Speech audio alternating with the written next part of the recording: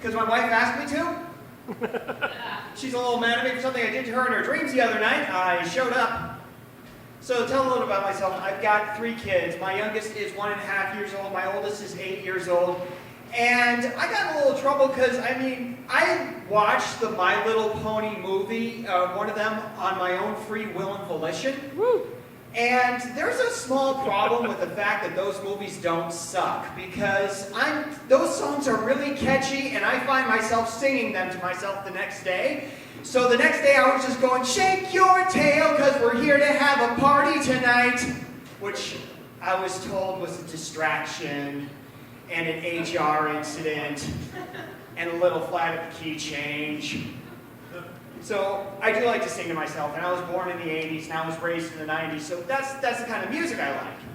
And apparently I have to stop doing this around my kids ever since one of my kids' first 4-word phrases ever was, whoop, there it is. High school was where I figured out I'm going to be this terrible father. We had this required child development course where, you take a bag of flour home for the weekend, pretend it's your child. Make sure nothing bad happens to it. I came back that next Monday with fresh-baked bread. Look, everyone, my child developed, and he's delicious. So I never did drugs in high school, but I had a couple of friends who did, and one of them was this really, really hot girl who one time she had me in her bedroom, and things were getting a little hot and heavy, but then she turned on Styx's Come Sail Away, and then she started dancing to it, and in doing so, she accidentally kneed me in the groin. And that day I learned that sticks and stoners can break your boners.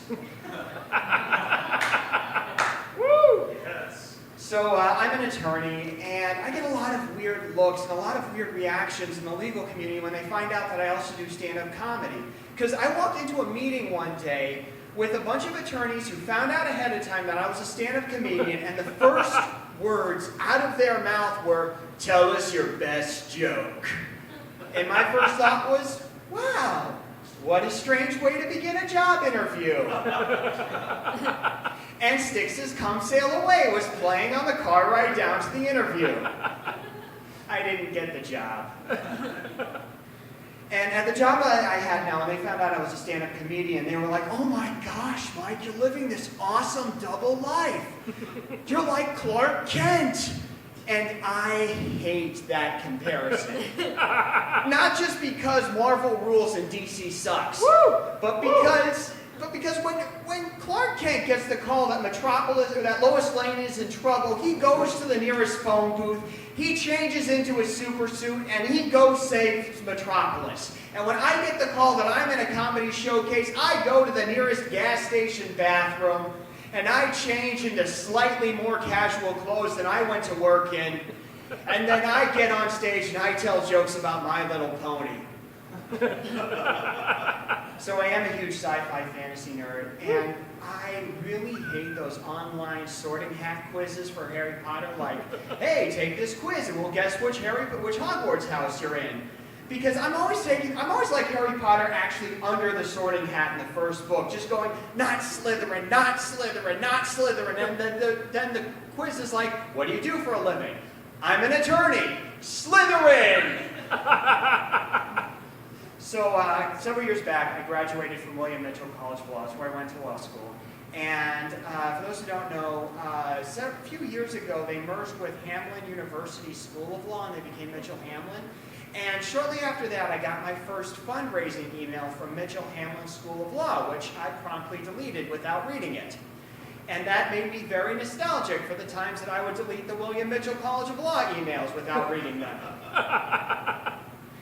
And however, through my legal career, I've had a lot of good bosses. I've had a few really bad, very shouty bosses, very angry bosses, but none of them even come close to an angry 1.5-year-old who missed her nap that day. Like, I had a really bad boss when one of my older kids was a toddler. Several years back, when one of my older kids was a toddler, I had a really bad boss who just liked to yell. He was the lead attorney on a case. He liked to yell at me a lot. And I was like, oh, okay, I understand. I'm a disgrace to myself, my law school, this firm, and 10 other people to be named later. I understood every single word of that. You are slightly better than my 1.5-year-old. And no high-pressure legal environment can compare in any way to the high-pressure environment of having to keep your toddler down for a nap when you have two older kids running about being very loud with very loud toys.